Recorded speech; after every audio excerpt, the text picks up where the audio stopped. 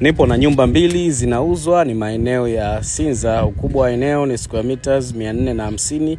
Pana full document, yani hati miliki ya wizara imenyooka. Na kitu kizuri zaidi cha kuvutia, ipo kwenye kona, yani corner plot. Ni viwanja viwili, moja na nyumba kubwa ya familia, nyumba kubwa kabisa.